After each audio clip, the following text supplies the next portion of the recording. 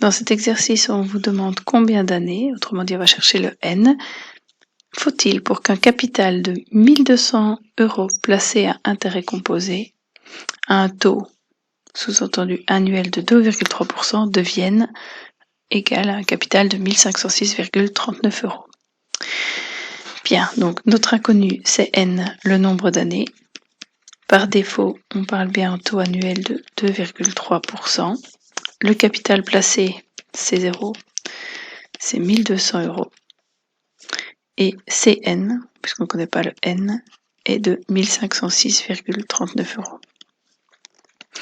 On vous demande combien d'années, donc c'est sous-entendu sur une période supérieure à 1 an, donc on va travailler avec la formule des intérêts composés.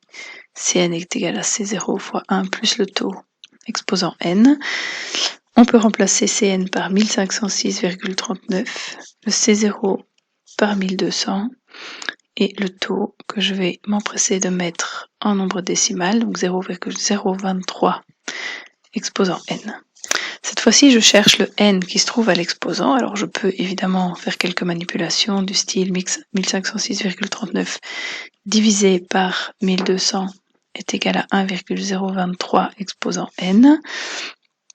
Et puis après, je suis coincée parce que pour le moment, on ne sait pas comment aller chercher une inconnue qui se trouve à l'exposant. Donc, on est obligé d'utiliser le menu table de la calculatrice et on va rentrer les deux fonctions en jeu éventuellement, ou alors on pourrait calculer en fait 1506,39 divisé par 1200 pour avoir une idée de ce que ça vaut. Ça vaut 1,55325. Je retourne dans, par exemple, le menu table de ma calculatrice où je travaille par essai-erreur et je tape la fonction 1,023 exposant x.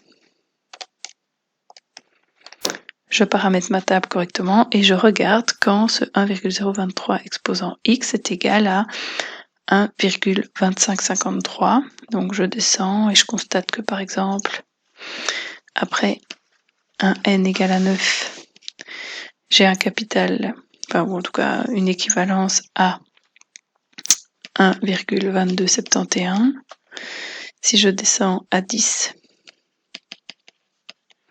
et que je place mon curseur dessus, j'arrive à 1,25532546. Enfin bref, je pense qu'on peut dire que pour un n égale à 10, j'aurais atteint l'égalité qui représentait alors un capital de 1506,39 €.